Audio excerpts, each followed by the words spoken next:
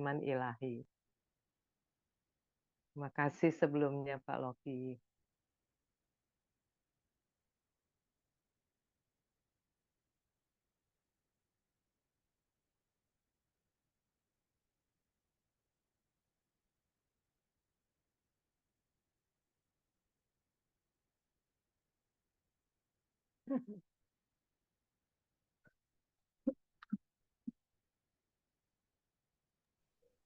Pak Loki mesti di Maaf, mute.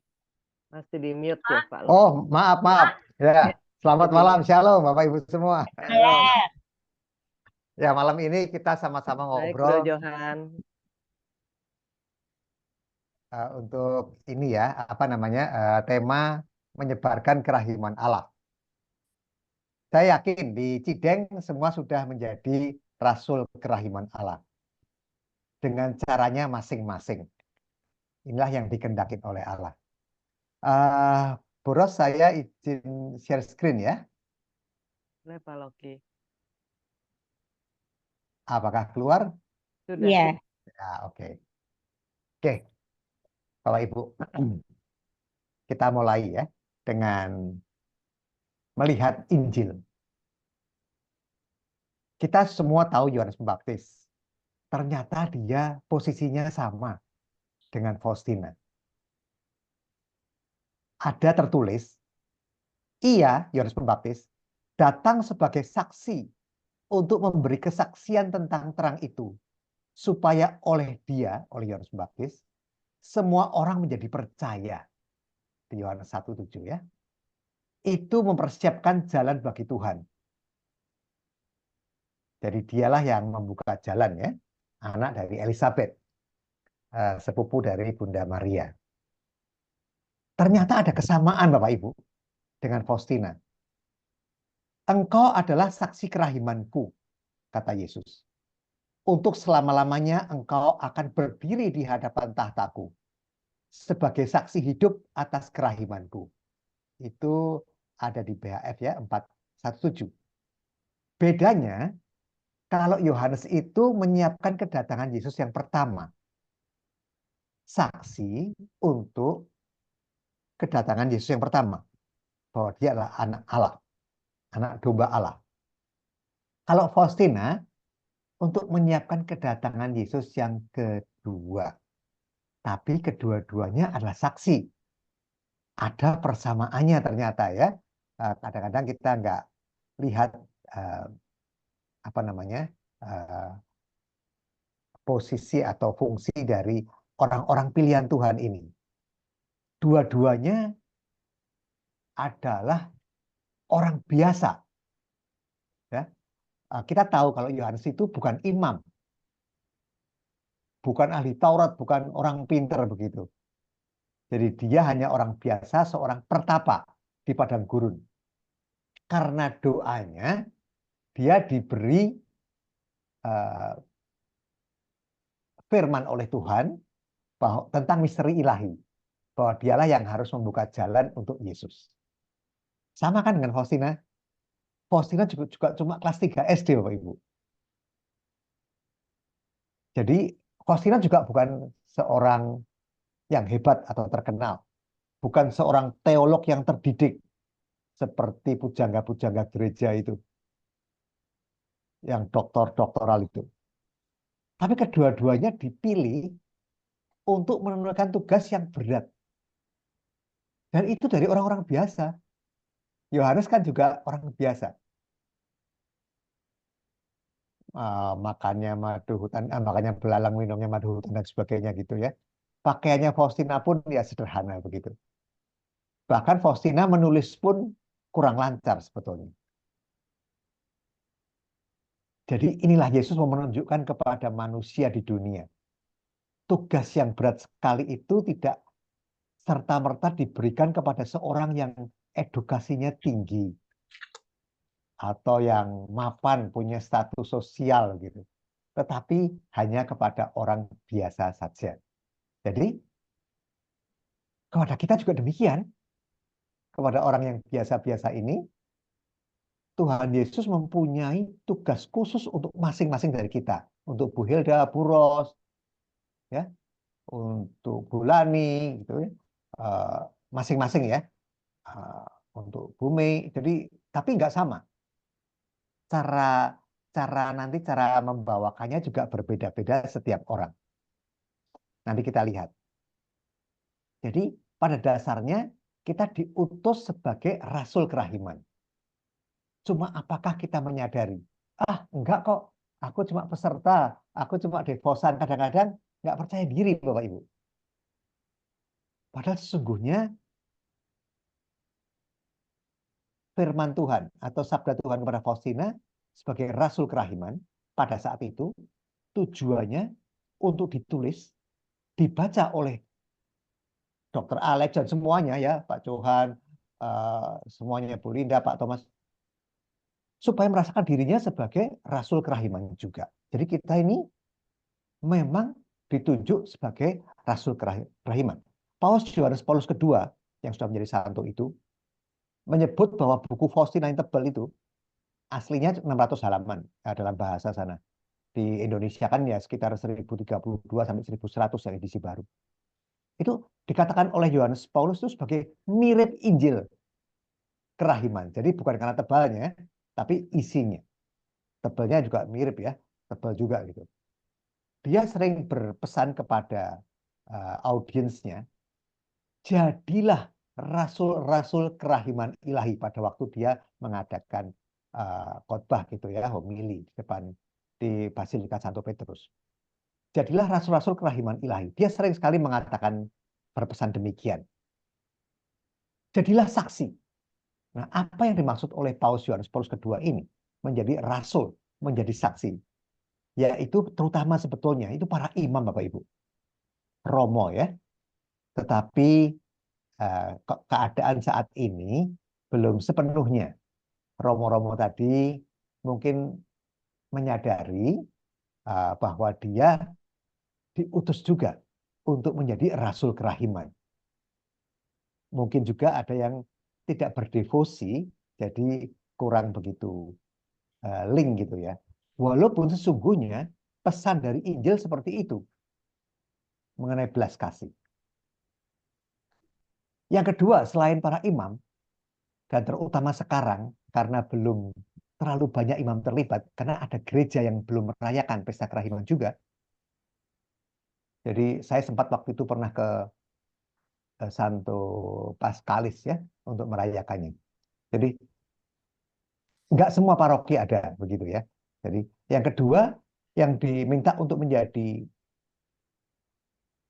rasul kerahiman atau saksi kerahiman ini adalah Bapak Ibu sendiri yang ada dalam Zoom ini. Saya sangat kagum dengan Cideng ini ya, kakak Cideng ini. Orangnya setia sekali. Memang itu aja. Jadi orang itu yang selalu hadir. Dia nggak mau miss begitu. Dalam bergandengan tangan setiap hari Senin, berbincang-bincang soal imannya dengan kita-kita ini ya. Saling sharing.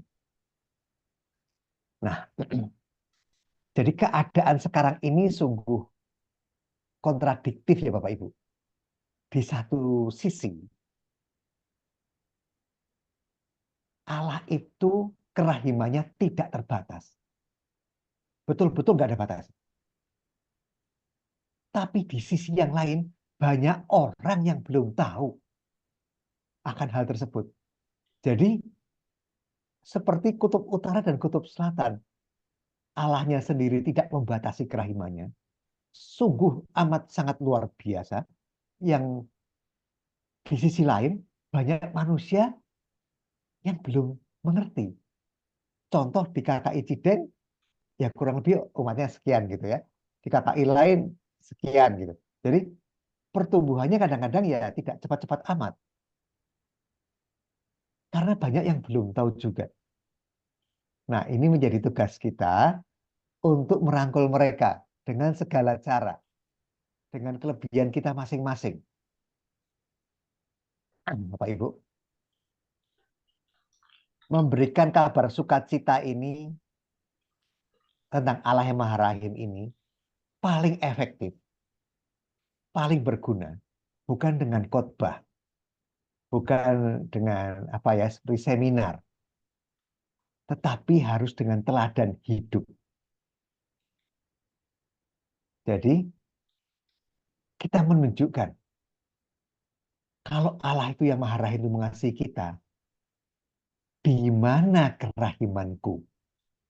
Tadi seperti Bu Mei tadi ya, Melani tadi mengatakan, aku sudah mengampuni, aku udah nggak nginget-inget mereka. Itu salah satu contoh di mana kerahimanmu, Bu Mei. Nah, itulah jawabannya di situ. Jadi paling efektif itu mewartakan dengan teladan. Jadi itu seperti pedang bermata dua. Kita menjadi devosan kerahiman ilahi, tapi kalau tidak punya kerahiman juga, atau kalah dengan orang yang bukan devosan, mestinya akan jadi malu. Jadi terus ya, tapi tetap hadir ya, tetap hadir di komunitas seperti ini. Bukannya terus tidak hadir, tapi tetap hadir justru merefleksikan diri. Sudahkah aku meneladan kepada kerahiman Allah yang penuh belas kasih dan pengampunan? Apakah aku mempunyai musuh? Apakah aku masih belum mengampuni seorang? Masih terluka oleh seorang? Masih mendendam? Nah, ini menjadi refleksi kita masing-masing. Karena kalau kita berbuat baik kepada siapapun, ke PRT, supir, teman, gitu ya, atasan, anak, menantu, dengan tulus, dengan penuh perhatian, penuh keakraban gitu ya, dengan kalau ada masalah, ada dialog persahabatan lah gitu, itu pasti besar dampaknya Bapak Ibu, ya kan? Itu akan menyembuhkan luka, tidak menimbulkan luka baru, tapi justru akan menyembuhkan luka yang mungkin sudah tergores di hati masing-masing. Baik itu fisik, luka fisik karena berkelahi misalnya, luka rohani gitu ya, luka batin gitu ya, maupun spiritual. Jadi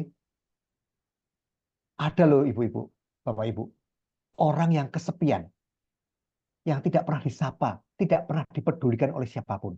Begitu disapa oleh anggota devosan kerahiman ilahi Cideng ini, hatinya berbunga-bunga, padahal cuma sapaan, mengenai menanyakan apa kabarnya, mengenai gimana ada masalah nggak dan seterusnya gitu ya. Ngobrol kanan kiri aja. Karena banyak orang yang tidak peduli pada dia. Sampai ada yang seperti itu loh. Mungkin itu di luar sepengetahuan kita ya. Nah, bagaimana kita menjadi pewarta atau bagaimana kita menyebarkan kerahiman Allah itu Bapak Ibu. Jadi kita memberikan, mewartakan tadi dengan teladan itu yang pertama tadi ya, yang sudah kita bahas. Kedua itu dengan suatu keyakinan bahwa siapapun yang berbelas kasih secara murni, tulus, ikhlas, pastilah anak-anak Allah.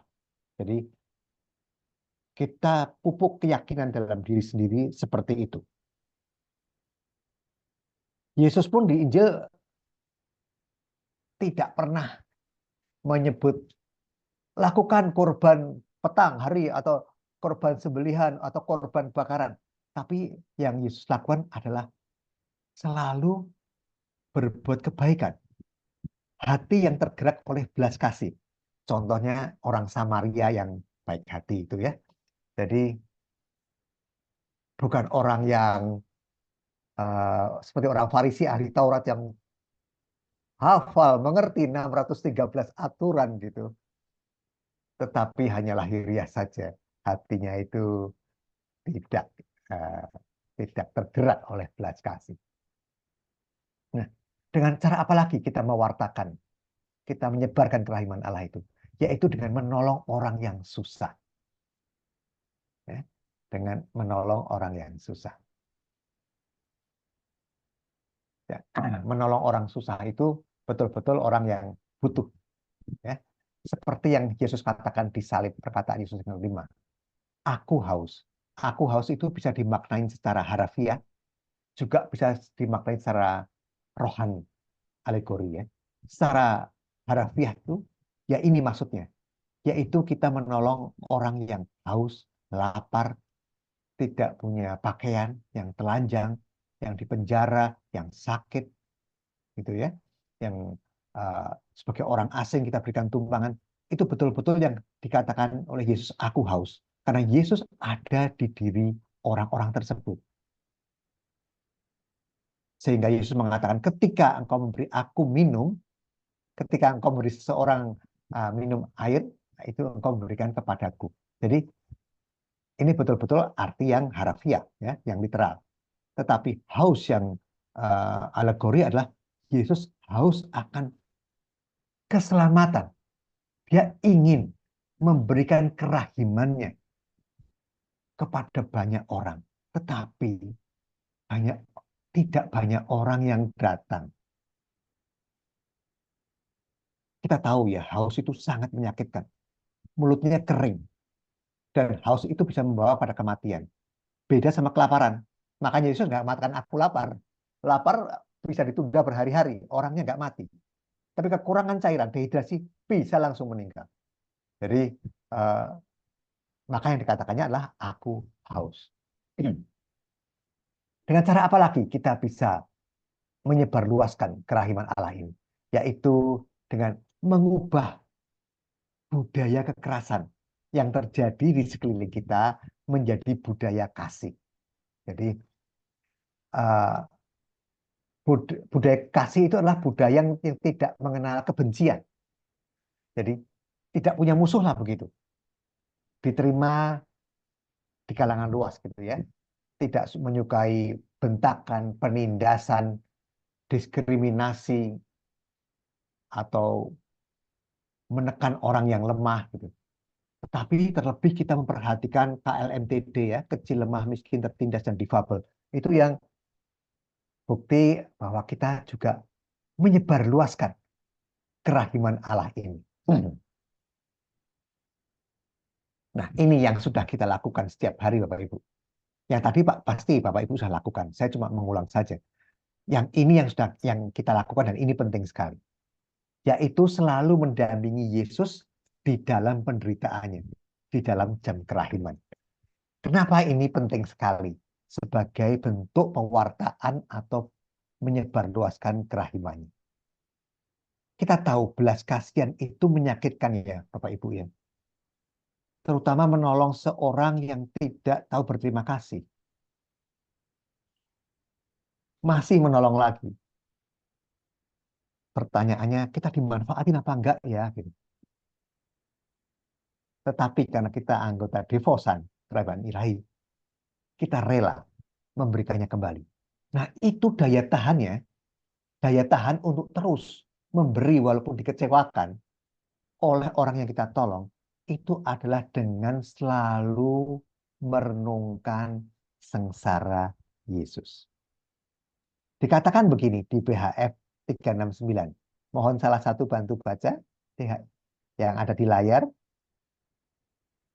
Lebih besar pahalanya 1 jam merenungkan sengsaraku yang memilukan daripada 1 tahun menderah diri sampai mengeluarkan darah. Kontemplasi pada luka-lukaku yang pedih membawa manfaat yang besar bagimu dan mendatangkan sukacita yang besar kepadaku.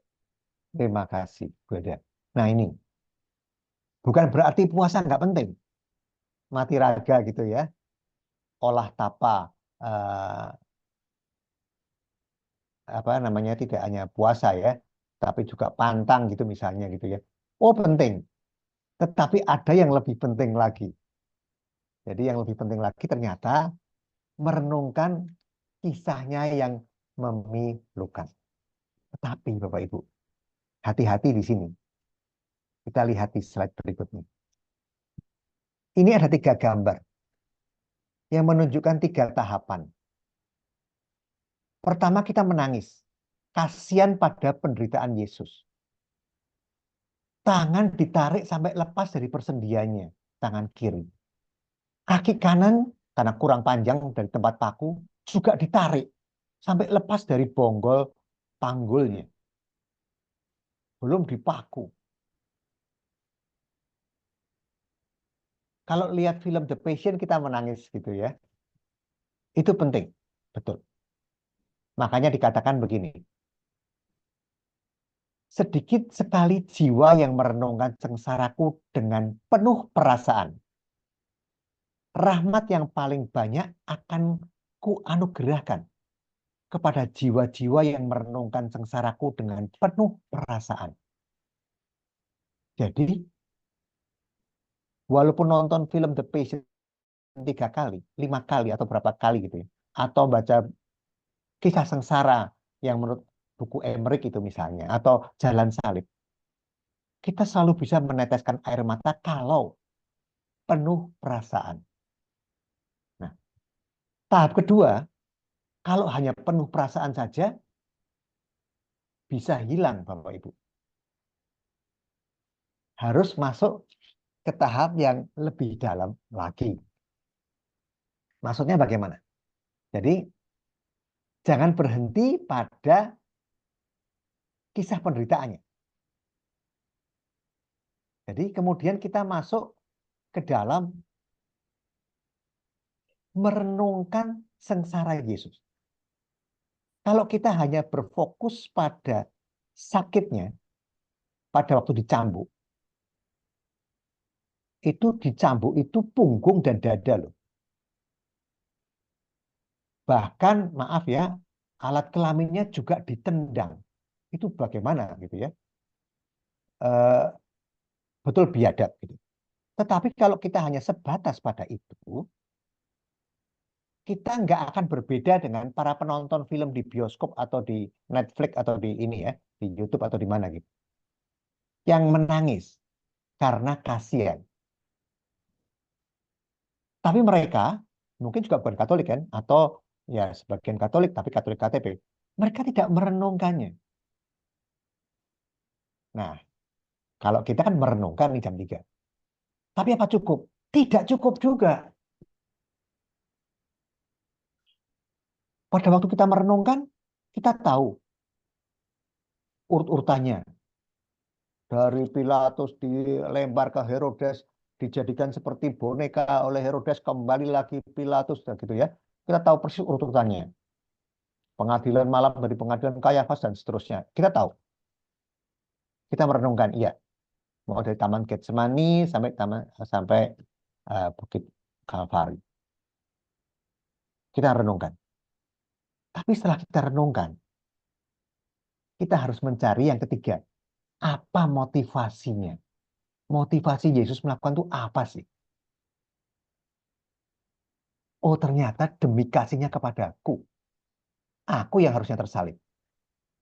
Aku yang harusnya cambuk dada dan punggung. Dimahkotai duri dan seterusnya. Tapi dia menggantikan aku dan aku menonton dia. Yang parahnya lagi banyak yang menonton sambil makan popcorn gitu ya. Minum atau sambil. Pokoknya tidak ada rasa duga bahwa itu adalah sebetulnya cermin dari dirinya sendiri begitu. Nah, motivasinya ini yang penting sekali. Kenapa Yesus seperti itu? Karena dia mengasihi kita. Karena setelah langkah ketiga motivasi ini, motivasi Yesus, itu merupakan jembatan bagi kita.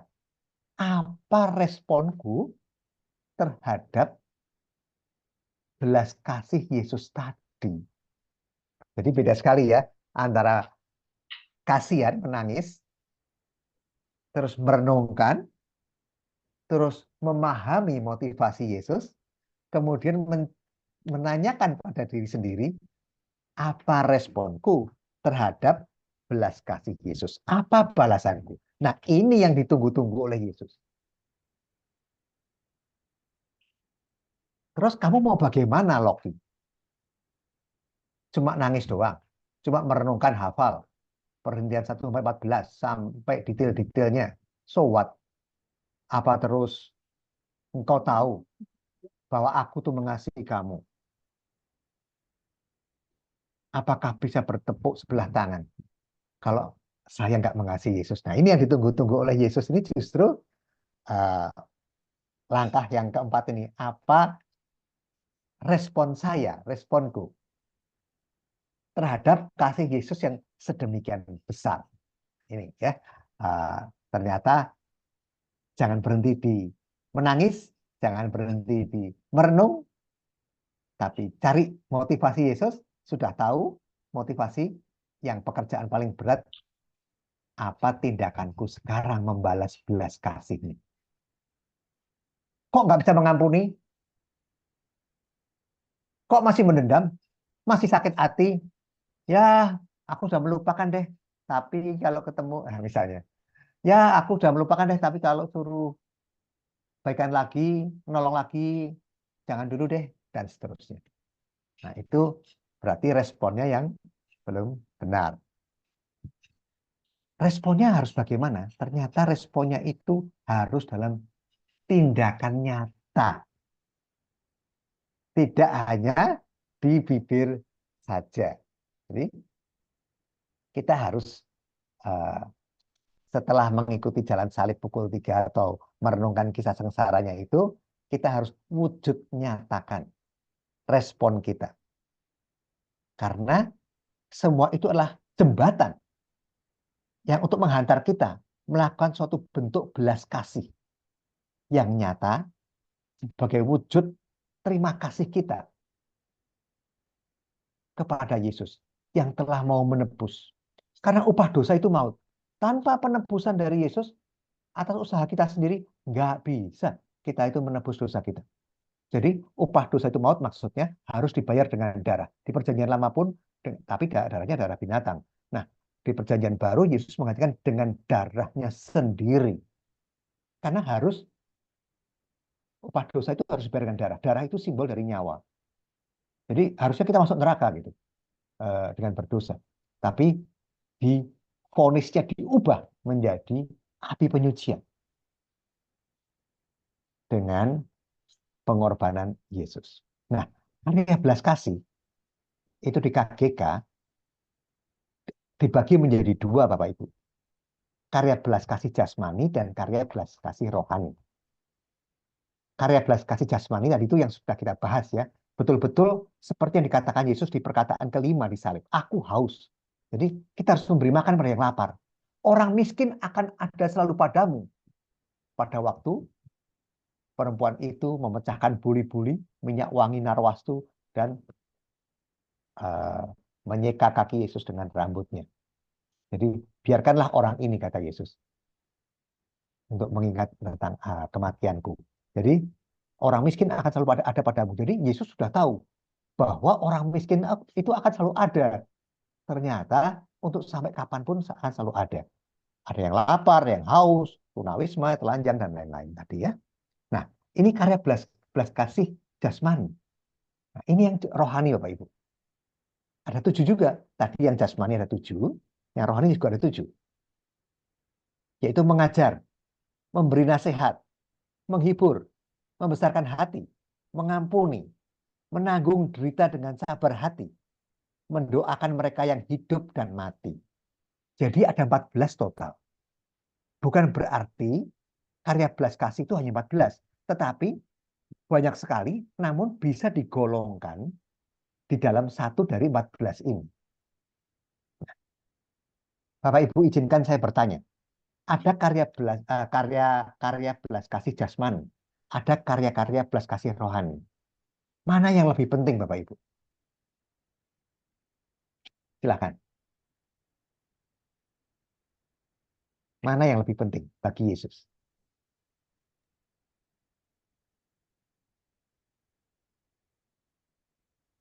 Kedua penting. Keduanya penting. Rohani, Rohani, menjiwai jadinya. menjiwai. Satu lagi. Atau 2 lagi, monggo.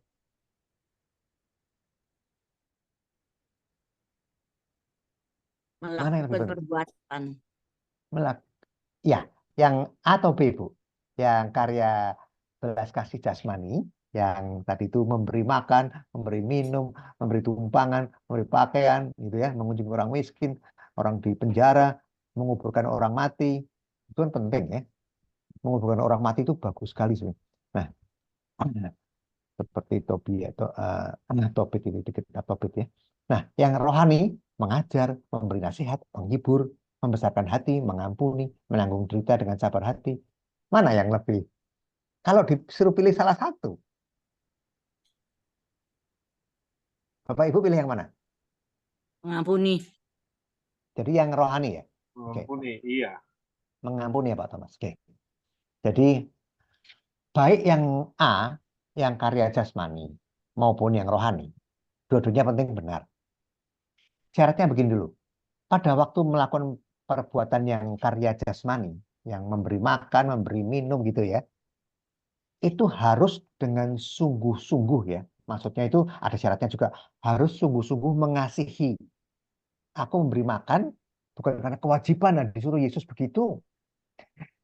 Di KGK, di kitab suci, disuruh begitu. Enggak begitu maksudnya ya. Tetapi dengan hati yang tulus. Karena belas kasihan menjalankan devosi ini. Itu yang jasmani. Demikian pula yang rohani. Syaratnya nggak boleh ada pamrih. Atau sampai ingat-ingat saja begini. Udah belajar. Jangan sampai ada pertanyaan, apa untungnya aku melakukan ini? Nah, intinya itu ya. Nah, Santo Thomas Aquinas mengatakan, ternyata yang B, yang karya belas kasih rohani, ternyata lebih penting, Ibu-Ibu, daripada yang A. Thomas Aquinas mengatakan begitu. Thomas Aquinas itu mengatakan bahwa yang B ini lebih superior, lebih utama daripada yang rohani, lebih utama daripada yang jasmani. Walaupun dua-duanya tetap harus dilakukan, kata Thomas Aquinas ya. Kenapa lebih superior yang rohani? Karena belas kasih yang B ini, yang rohani ini, berhubungan langsung dengan keselamatan abadi. Langsung berhubungan dengan keselamatan abadi. Tadi sudah disebutkan, kalau nggak salah sama Bu Mei ya, mengampuni tadi. Karena kalau kamu tidak mengampuni, maka kamu tidak akan diampuni. Nah, itu. Jadi, misalnya kita menegur sesama dalam komunitas atau dalam lingkungan atau dalam keluarga yang salah. Nah, itu penting ya, maksudnya untuk menyelamatkan dia. Jadi tegurlah dia di bawah empat mata. Apabila dia bertobat kembali, engkau telah mendapatkannya. Jadi kalau enggak mau sadar ya bawalah satu saksi lagi dan seterusnya. Jadi yang B ini lebih penting. Oke, mari kita lanjutkan. Yuk minta salah satu baca untuk BHF 1074. Saya baca ya. Silakan. BHF 274. Beritakanlah kerahimanku dan kasihku pada dunia. Putriku, lakukanlah apa saja yang dapat kau lakukan untuk devosi kepada kerahimanku. Aku akan menggenapi apa yang tak dapat kau lakukan. Apabila jiwa menghampiri aku dengan penuh pengharapan, aku akan memenuhinya dengan rahmat yang sedemikian melimpah sampai ia tidak mampu menampungnya di dalam dirinya sendiri dan akan meluapkannya kepada jiwa-jiwa yang lain. Iya, makasih Pak Thomas. Nah, inilah salah satu, bukan satu-satunya nomor BHF yang meminta Pak Thomas dan Bu Hilda, semuanya ya, Bu Linda untuk menjadi Rasul Kerahiman. Karena ini suatu perintah, beritakanlah kerahimanku dan kasihku kepada dunia. Jadi, kalau di Injil tadi kita lihat, yang di layar ya, di Matius 28 ayat 19-20 ini. Karena itu pergilah, jadikanlah semua bangsa muridku. Sama kan ya? Dan baptislah mereka dalam nama Bapa, Putra, dan Roh Kudus. Dan ajarlah mereka melakukan segala sesuatu yang telah kuperintahkan kepadamu. Sama juga ya. Dan ketahuilah, aku menyertai kamu senantiasa sampai akhir zaman. Nah, 1074 ini firman BHF ini meminta kita untuk memberitakan kerahiman Allah dan kasihnya kepada dunia. Tadi masih ingat kita ya bahwa ini terkait dengan perkataan Yesus yang kelima yang aku haus tadi. Tapi di sini yang arti secara rohani. Bahwa Yesus betul-betul ingin sekali kita mendapatkan kerahiman. Jangan sampai terjadi seperti di Injil tentang Yudas. Yang sudah merasa berdosa sekali menjual gurunya, 30 keping perak dan seterusnya, akhirnya bunuh diri. Tidak ada dosa sebesar apapun yang tidak akan diampuni oleh Tuhan. Nah, itu pesannya bahwa Yesus itu kehausan untuk hal itu. Ada loh, ibu-ibu. Ada dua titik ekstrim. Ada orang yang merasa seperti Yudas, skrupel gitu. Dosanya terlalu berat. Masa laluku penuh dengan hal-hal yang dilarang Alkitab, yang dilarang oleh Tuhan. Semua sudah aku lakukan. Sedih ya. Ini hal mama enak kan dalam arti buat cium pantat yang dicium udah ketutup.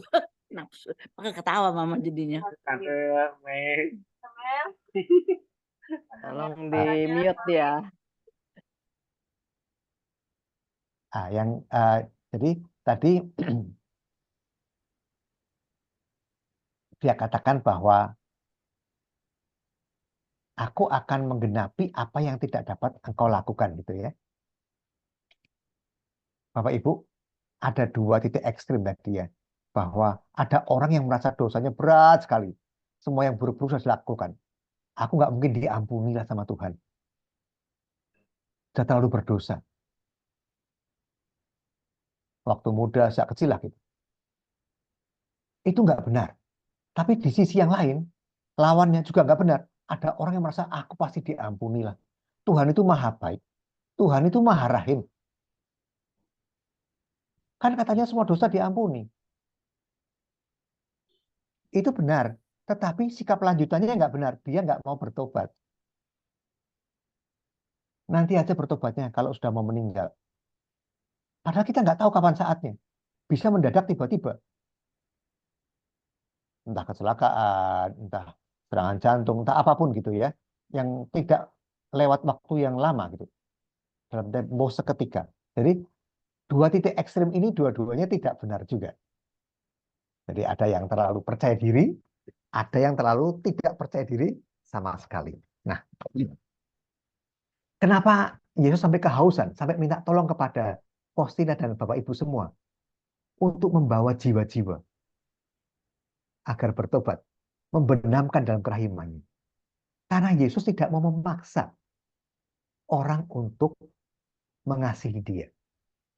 Karena kasih tidak pernah memaksa. Maka disitulah adanya kehendak bebas. Walaupun kehendak bebas ini pada kenyataannya banyak menjerumuskan kan. Orang memilih yang enak duniawi. Karena bebas. Tetapi kalau dipaksa, seperti robot, itu bukan kasih. Padahal Allah itu kasih. Allah itu rahim, maha rahim. Jadi nggak bisa bertentangan. Makanya dia memberikan kehendak bebas tadi. Nah, dia katakan, lakukan apa saja. Bapak Ibu, si Faustina itu menulis itu sebetulnya ya ditulis di BHF, aku tidak pandai menulis Tuhan. Bahkan penaku ini sering macet. Ballpoint-nya itu macet. Dan kalau dia tiba-tiba ada suster lain masuk ke ruangannya dia tiba-tiba menutup bukunya. Tintanya belum kering yang ditulis, terus lengket di halaman berikutnya yang gandeng begitu. Jadi betul-betul ungkapan yang apa adanya. Dan dia menulis itu dengan huruf, kalau zaman saya itu namanya huruf gedrik, huruf per huruf gitu, bukan tulisan sambung begitu. Ya karena cuma kelas 3 SD. Dan mestinya banyak yang salah-salah juga kali ya. Itu yang membuat dulu sejarah pernah dihentikan devosi ini gara-gara si editornya mengubah sendiri, menambah-nambahi juga. Mungkin karena salah baca, nggak bisa baca, atau salah menafsirkan, atau menurut pikirannya sendiri gitu. Jadi nggak sesuai dengan Injil, makanya dihentikan. setelah dikoreksi oleh Pastor Dr. Rosiki itu, kekeliruan tadi, maka diizinkan kembali, dicabut larangannya. Jadi memang penuh dengan kekurangan.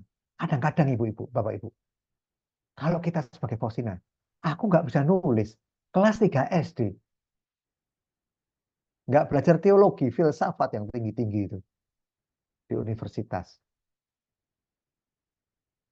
Ballpoint-nya kering, lengket lagi. Kalau kita hubung-hubungkan, oh Tuhan tidak mengutus aku untuk jadi penyebar, pewarta kalau gitu ya. Nggak cocok aku nulis.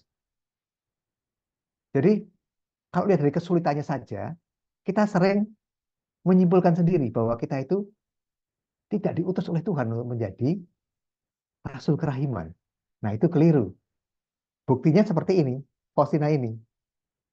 Kalau kita sebagai dia, pasti kita anggapnya juga demikian kan? Ah nggak cocok aku nulis. Kadang-kadang aku bisa nulis dengan lancar, kadang-kadang sama sekali nggak bisa Tuhan. Jadi betul-betul dia apa adanya mengungkapkan demikian. Tapi Tuhan mengatakan, lakukanlah apa saja yang dapat engkau lakukan. Jadi walaupun kesulitan, ternyata Tuhan sengaja. Walaupun Faustina itu mendapat kesulitan, tapi memang kesulitan itu dipakai oleh Tuhan. Nah ini yang anehnya di situ ya. Jadi kesulitan itu akan dipakai. Jadi walaupun kita mengalami kesulitan dalam mewartakan, contohnya saya sendiri Bapak Ibu, saya itu tidak bisa berkata-kata dengan baik. Saya itu petah lidah, nggak lancar ngomongnya. Gimana disuruh mewartakan kerahiman itu ya atau Injil gitu.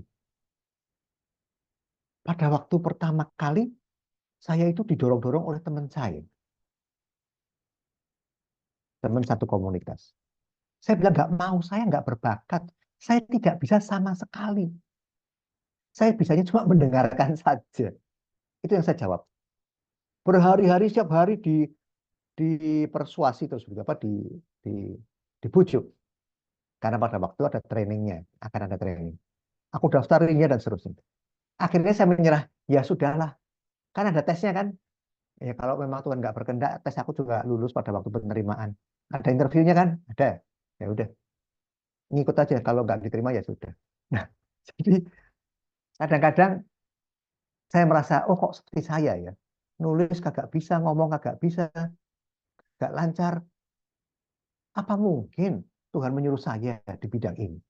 Ternyata yang di dalam Zoom ini, ada berapa belas orang ini, ya itu sudah pilihan Tuhan, 10 orang ini, untuk menjadi pewartanya. Jadi kita belajar dari Faustina sendiri ya Bapak Ibu, karena dia juga mengalami hal yang sama. Nah, yang paling utama bukan menjadi pewarta mimbar, berbicara di depan banyak orang. Tetapi di lingkungan terdekat kita, sampai ke ujung dunia, dunia kita, keluarga kita, teman-teman kita, tapi dengan dipraktekkan. Nah, ini yang penting kata-kata ini. Dengan dipraktekkan. Kerahiman itu dipraktekkan. Jadi bukan mengajar teori nomor-nomor soal jam kerahiman, koronka, dan sebagainya. Bukan. Itu baik, betul. Tetapi dipraktekkan. Mengajak anak untuk berdoa koronka, jam kerahiman, memperkenalkan jalan salib, permenungan, dan sebagainya. Suami, istri, menantu, cucu, begitu ya. Nah ini apakah sudah? Apakah sudah kita berpesan kepada keluarga terdekat? Nanti kalau aku dalam sakratul maut, doakan koronka ya.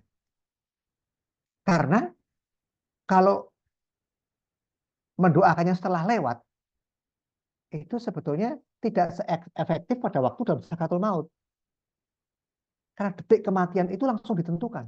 Mau kemana? Surga, neraka, atau api penyucian. Jadi paling bagus didoakannya dalam sakratul mautnya. Kalau bisa dekat tempat tidurnya. Karena kita masih bisa mendengar. Apakah kita sudah berpesan? Jangan-jangan kita aktif, tapi nanti amit-amit gitu ya, kita dalam sakratul maut, kalau lama pasti ada yang mendoakan. Sempat teman-teman pasti telepon-teleponan terus mendoakan. Kalau mendadak kan hanya keluarga yang tahu. Nah, kalau keluarganya nggak tahu, bukan devosan, atau bukan Katolik, bagaimana? Nah, itu bisa menjadi tidak efektif ya. Oke. Kita lihat berikutnya. Aku akan menggenapi apa yang tidak dapat engkau lakukan. Jadi jangan khawatir. Terbukti kan tulisan itu dibredel dulu karena salah oleh editornya, diperbaiki oleh Pastor Roy Siki. Terus Yesus menggenapinya. Ada 3 paus yang terakhir ini yang sangat menjunjung kerahiman ilahi. Dimulai Yohanes Paulus kedua, Benediktus 16 sampai sekarang Fransiskus. Jadi Tuhan menggunakan caranya sendiri juga untuk menolong. Jadi yang penting dari pihakku ini sudah habis-habisan Tuhan. Selebihnya mau dicela orang, nggak apa-apa, nggak penting. Yang penting aku sudah habis-habisan. Berikutnya. Apabila jiwa menghampiri aku dengan penuh pengharapan, aku akan memenuhinya dengan rahmat yang melimpah. Jadi pengharapan kita harus besar sekali. Karena menentukan rahmatnya. Kalau pengharapan kita besar sekali pada Tuhan, mengandalkan Yesus, semakin kita besar mengandalkannya, berharapnya, rahmatnya pun besar sekali juga, linear gitu, setara, sampai kebanjiran, meluap, dialirkan kepada orang lain. Jadi tadi yang saya katakan, banyak orang yang ada di 2 titik ekstrim, merasa dirinya pasti diselamatkan atau merasa dirinya pasti nggak diselamatkan, yang kedua-duanya nggak benar itu seperti bayangannya, analoginya seperti orang dalam gua itu, Bapak Ibu. Orang dalam gua itu tidak kena sinar matahari kan? Orang di luar gua yang kena sinar matahari, tapi dianya sendiri di dalam gua kegelapan, kegelapan dosa. Dia tidak kena sinar kerahiman. Dia tidak tahu adanya kerahiman ilahi. Atau hanya pernah mendengar. Tidak pernah merasakan sendiri hangatnya sinar matahari. Matahari tidak pernah berhenti bersinar. Nah kalau malam, karena buminya yang membelakangi matahari. Tapi mataharinya nggak pernah berhenti. Tuhan tidak pernah berhenti mengasihi dengan kerahimannya. Kita sendiri yang berpaling daripadanya. Tuhan tidak hanya mencintai orang yang baik, orang yang melakukan kehendaknya, tapi semua orang. Nah ini, kalau kita nggak mau keluar dari gua keberdosaan kita ini, kita nggak akan bisa merasakan hangatnya, indahnya sinar matahari tadi. Oke, satu lagi nomor PHF, Ibu, sebelum terakhir, mohon salah satu baca. Saya bantu. Ya. BHF 1142. Hai Rasul kerahimanku, beritakanlah kepada seluruh dunia kerahimanku. Beritakanlah kepada seluruh dunia kerahimanku yang tak terhingga. Jangan berkecil hati karena kesulitan-kesulitan yang engkau hadapi dalam memberitakan kerahimanku. Kesulitan-kesulitan yang menyebabkan hatimu sedemikian pedih ini memang diperlukan sebagai sarana pengudusanmu dan sebagai bukti bahwa karya ini adalah karyaku. Putriku, cermatlah dalam menulis setiap kalimat yang kukatakan kepadamu mengenai kerahimanku. Sebab kata-kataku ini dimaksudkan untuk banyak jiwa yang akan memetik manfaat darinya. Nah, ini nomor lain lagi ya Ibu, yang terkait dengan merasul. Rasul kerahiman. Dikatakan bahwa jangan berkecil hati karena kesulitan-kesulitan yang engkau hadapi dalam memberitakan kerahimanku. Aku nggak sekolah pewarta. Aku nggak mempelajari Injil sekolah di STF gitu ya. Atau master gitu. Tadi masih ingat ya, Yohanes Pembaptis dan Faustina nggak belajar apa-apa. Petrus ya nggak belajar juga, dia nelayan juga kan. Jadi jangan sampai kita mengecilkan hati, oh backgroundku kurang, gitu. Enggak. Jadi Petrus sebagai soko guru, sebagai batu karangnya yang dipilih oleh Tuhan, justru nelayan biasa, yang orangnya spontan. Jadi jangan berkecil hati. Jadi kesulitan-kesulitan tadi memang dipakai oleh Tuhan. Jadi kita yang sudah dipilih ini harus disiapkan memang. Ya harus membaca ya, harus dipercantik, dipoles gitu. Dengan cara umum yang tidak disukai oleh manusia. Lebih seneng melihat TikTok ya, Pak Thomas, atau YouTube atau apa begitu ya, hiburan atau seri drama Korea gitu, daripada membaca BHF, membaca kitab suci, merenungkan. Jadi memang ya harus ada pengorbanan, harus dibentuk kitanya ya. Kesulitan-kesulitan yang menyebabkan hatimu sedemikian pedih ini memang diperlukan, harus mau berkorban sebagai sarana pengudusanmu. Oke? Jadi memang Tuhan menghendaki kita yang diutus ini seperti pedang bermata dua. Otomatis Pak Thomas, Bu Hilda, Bu Ros gitu ya, Bu Mei dan semuanya ini yang hadir, itu kalau sudah menjadi pewarta, Ibu Teresina gitu ya, Pak Tommy, itu akan malu. Masa aku hidupnya seperti ini? Kalau orang tanya mana kerahimanku, aku jawabnya gimana ya ntar ya. Nah, jadi itulah yang dipakai juga oleh Tuhan untuk kita naik kelas. Kalau kita hanya pendengar saja, itu kan pendetanya, imamnya, atau pewartanya yang menanggung beban itu, aku sih nggak nanggung. Kan seperti itu biasanya ya. Tapi kalau kita ikut terlibat, nah itu beda. Kita akan menjadi beban moral untuk bersikap meneladani yang kita katakan itu tidak hanya omong kosong saja. Bapak Ibu, perjuangan ini kadang-kadang dicela loh.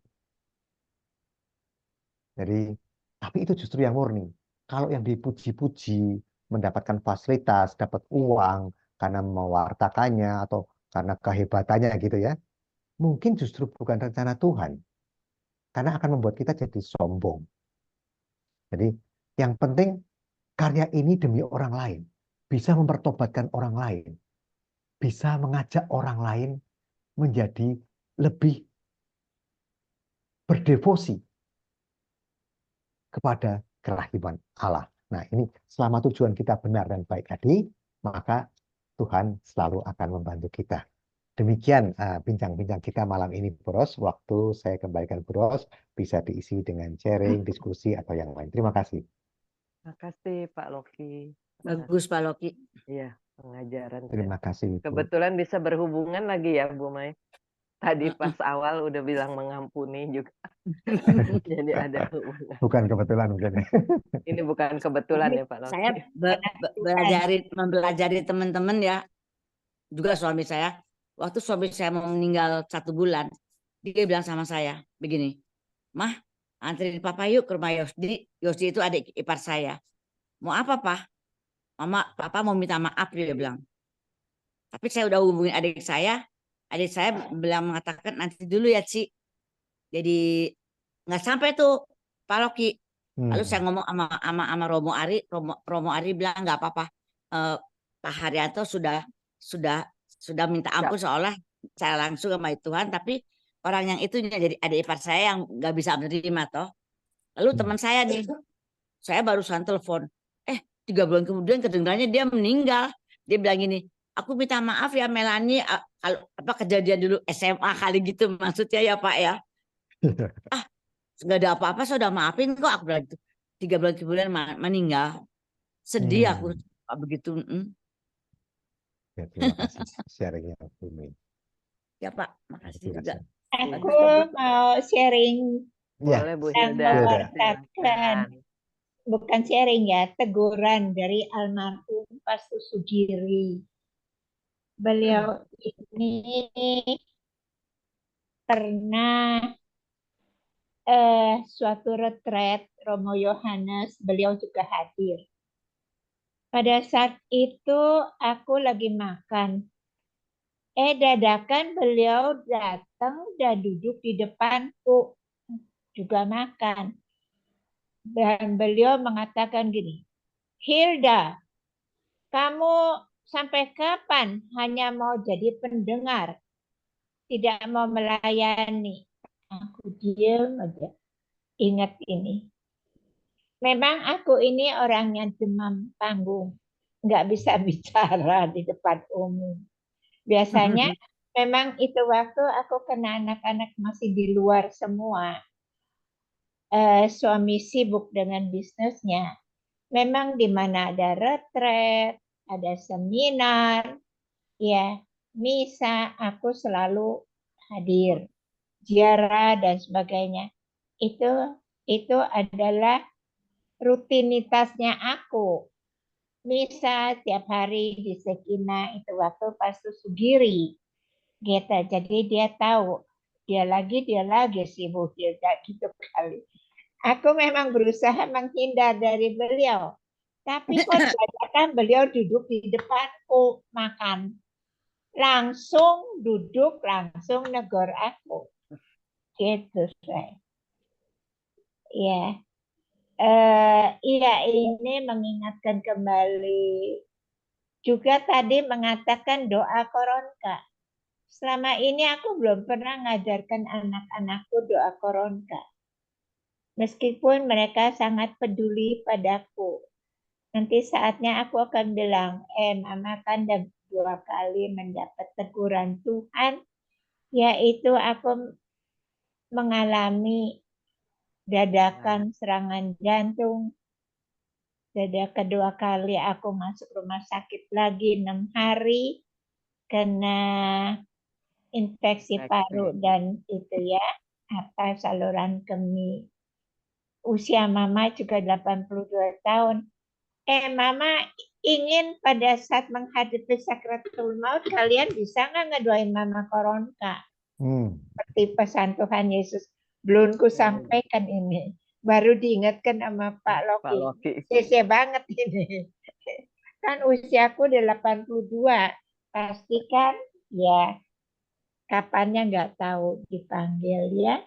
Memang selama ini pada saat aku tahu teman menghadapi itu kan kita datang ke rumah sakit mendoakan koronka dan nyata benar mereka ini jalan dengan damai.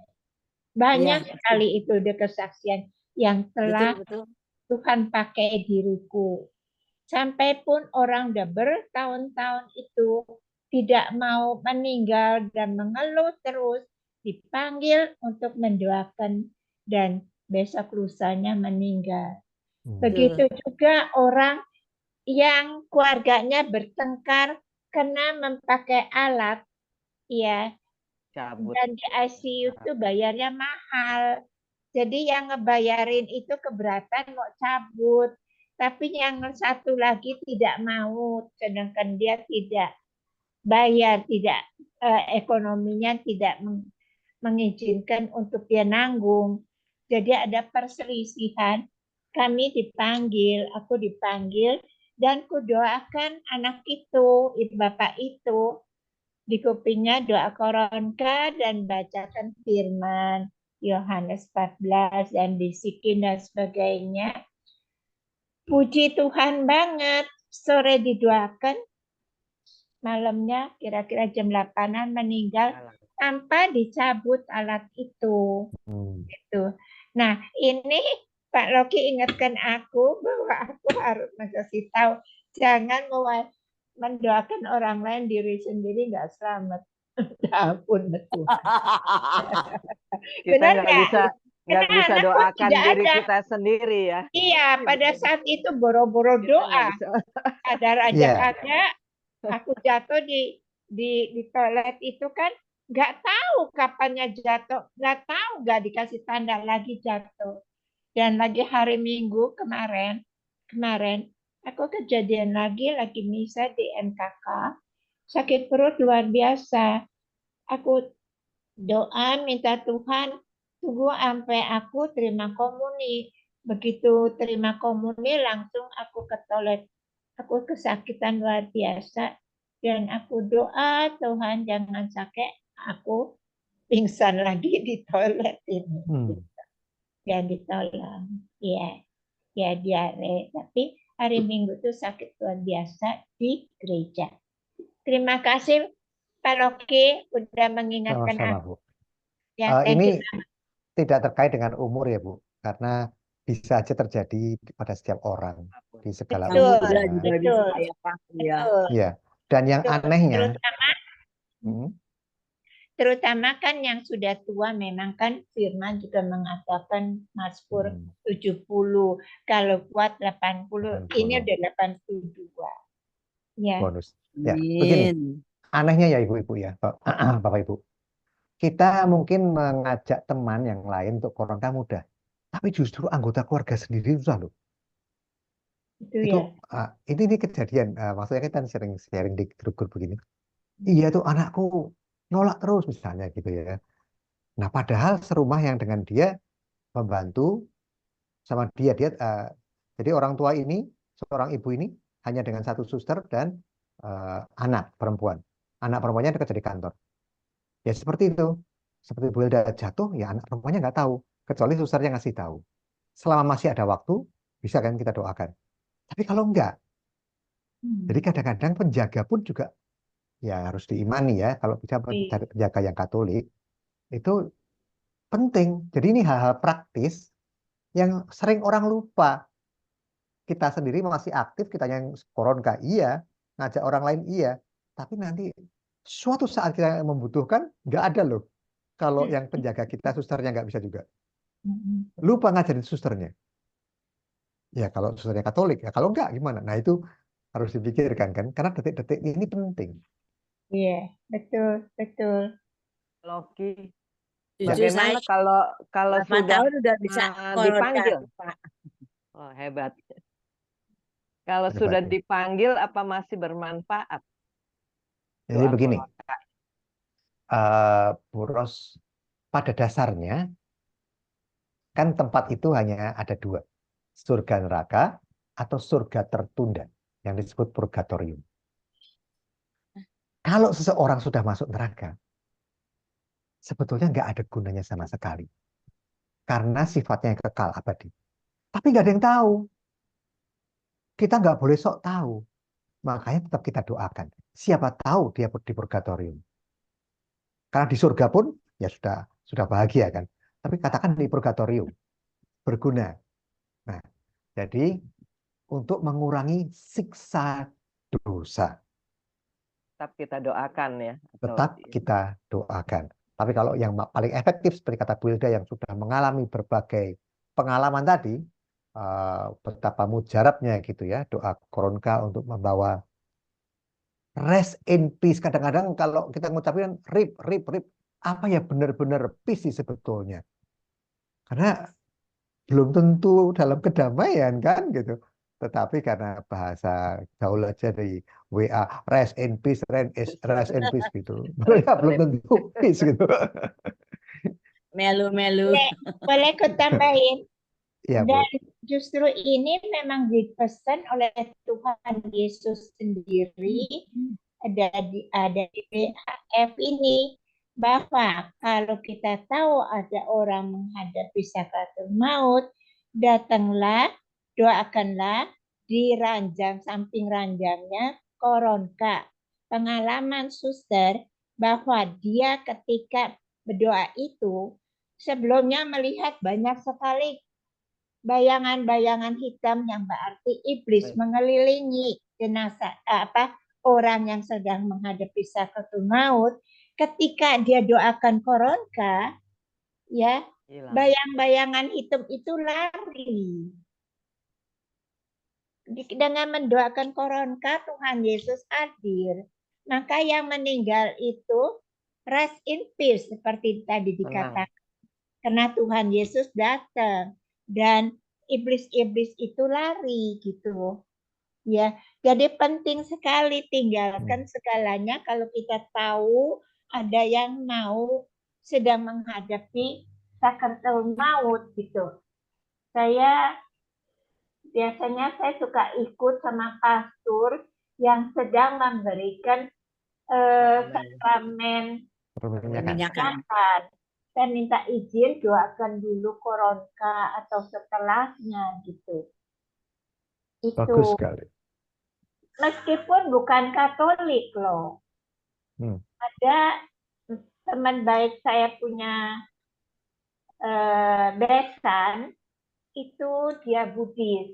Dia kena apa ya, sakit apa nggak tahu, dia tidak mau dioperasi, tidak mau adanya di rumah. Jadi anaknya itu Katolik, minta saya ngedoakan. Benar, setelah didoakan berapa hari meninggal gitu. Jadi banyak sekali yang saya alami doa koronka itu. Sekali lagi semoga saya juga sedang menghadapi itu. Ada yang ngedampingi Didoakan. saya di raja. Gitu. Amin. Pembaringan sebisanya, dekat pembaringannya. Gitu. Jadi kita minta izin masuk meskipun di ICU. Sekarang ICU ruangannya sendiri kok. Satu kamar sendiri. Ya. Oh, iya. Ya. Oke, thank you. Terima kasih, Bu Kasih Hilda. Bu Hilda. Pak Loki mau tanya Ya. lagi. Ya, Kalau Bu. kita sudah doakan nih, orang Kristus ya, sudah sakratul maut, kita doakan, tapi dia kebetulan memang nggak langsung dipanggil. Ya, Ya nggak apa-apa. masih panjang gitu. apa-apa. Gimana ya, nggak apa-apa ya. Kalau ada Nggak waktu apa-apa. kita doakan lagi gitu ya, terus. Betul. Iya, iya. Jadi kita memohonkan keselamatan jiwa terutama dan badannya. Kalau memang Tuhan masih memberikan keselamatan badannya, Sembuhan ya, puji Ya, puji amin. Tuhan gitu kan. Iya, iya. Tapi boleh nggak sih sebelum berdoa kita oleh yang sakit itu bersangkutan melepaskan. Kalau dia masih menyimpan begitu kepahitan, dia masih menyimpan nggak mau lepas, mungkin ada jimat karena itu gimana tuh? Tapi nggak apa-apa ya, kita terus Pelepasan. aja ya. Jadi dia tetap gitu, saya bilang lepasin dulu ya, lepasin dulu ya, biar plong. Baru kita masuk koron. Ya, Ya, bagus sekali Pak Thomas. Gitu. Lepasin dulu, kalau enggak biar dipermudahkan. Begitu kali Pak Rocky ya, kita bilang. Tepat sekali. Jadi pertobatan di maaf Pak, gimana? Silakan Pak. Ya kayak gitu saya bilang. Ya dari yang bersangkutan dia juga harus melepaskan supaya dia gampang. Kalau dia sendiri nggak melepaskan itu ya gitu. Bilang. Betul Pak Thomas. Jadi yang Bapak katakan tadi tepat sekali. Bahwa pertobatan di detik-detik terakhir itu betul-betul didengarkan oleh Tuhan. Persis seperti Dismas, penjahat yang di sebelah kanannya Yesus. Jadi dahulu Katolik tidak menerima orang yang bunuh diri untuk didoakan oleh Romo. Tapi kan tidak ada yang tahu. Di detik-detik terakhirnya dia bertobat. Hanya Tuhan dengan dia yang tahu. Jadi tadi untuk melepaskan susuk, jimat, pegangan, apapun deh bentuknya gitu ya. Itu sangat bagus. Makanya ditambah selain koronka doa Salam Maria, karena kita minta doakanlah kami sekarang dan pada waktu kami mati ini. Jadi Bunda Maria juga bisa melepaskan itu jika kita percaya kepada dia. Karena ada yang berkata begini Pak Thomas. Dulu si Loki itu pasang susuk misalnya. Pasang susuk, dukunnya ilmunya sekelas SMA gitu. Kalau yang nyabut nggak sekelas S1 ini ilustrasi. Nggak bisa. Kalah kelas kalau cuma SMP gitu. Maksudnya ilmu perdukunannya gitu ya. Ya, ya. Wah, nyari dukunnya mana sempet gitu. Nyari dukun di mana? Yang S1, S2, S10 mana? Jadi Daun kelor aja kalau Ki. Daun iya, kelor. katanya dipukul daun kelor bisa keluar Katanya, gitu ya. katanya. Ya, katanya demikian ya Bu ya. Ya, Tetapi kita secara iman bahwa kita masih punya seorang Bunda Penolong abadi. ya, Kalau kita imani, kita minta pertolongan Bunda Maria untuk melepaskan. Kalau perlu doa malaikat ini ya, si Santo Michael ya. Jadi kita doakan seperti eksorsis mini gitu untuk melepas semuanya yang ada pada dia. Kan ada itu. Jadi di detik-detik terakhir kita pun walaupun bukan Romo diizinkan untuk melakukan eksorsis mini dalam tumpang tangan. Nah, itu ada bacaannya, ada bukunya di internet juga banyak. Jadi sekiranya orang-orang itu dulu kebal, terus supaya nggak keriput dulu nggak mau operasi wajah tapi pasang susu atau apa gitu ya, atau jadi marketing supaya jualannya laku. Nah itu penting juga gitu. Eksorsis mini Amit-amit itu. apa? Ada loh Bu Mei. satu, ya, Masa sih? kalau Iya. kayak kan ya, pemimpin rohani juga pengalaman eksklusif gitu kan. Ya, jadi pengalaman itu karena ini seperti ditantang. Wah, Tuhan Yesus, saya tahu siapa kamu. Nah, Hmm. kalau dia tetap tegar kuat dalam tetap perintah gitu. Jadi karena bisa juga kita ditantang balik gitu. Siapa lu? Ya. Lu nggak tahu siapa yang hadapi Jenderal Lucifer. Kalau kita nggak siap itu Ya, gitu, diserang balik. betul. Kayak dilatih juga, saya panggil puasa benar-benar. Karena 3 hari nggak makan. Kalau menghadapi Oh. yang, mereka nggak makan, nggak minum. Oh. Benar puasa sujud, nggak bisa, nggak bisa harus dan nggak mental. Gitu, Hmm. gitu sih. Cuman kita bisa kok, dan kita sendiri asal kita iman. Memang biasa sih kalau kayak gitu. Saya pernah mimpi juga kalau Hmm. mimpi dia dari gitu. Tetap kita harus berdiri tegak. Memang minta sebelum tidur ya kita minta perlindungan. Minta senjata Allah untuk kita. Kita memang tuh roh kita yang terserah. Roh Tuhan yang ada dalam diri kita bisa. Yang terlalu dekat sayang. Iya gitu. Mundur. Jangan takut sih. Ya. Betul. Terima kasih Pak Thomas. Iya. Ada lagi? Mungkin iya. Ini karena sudah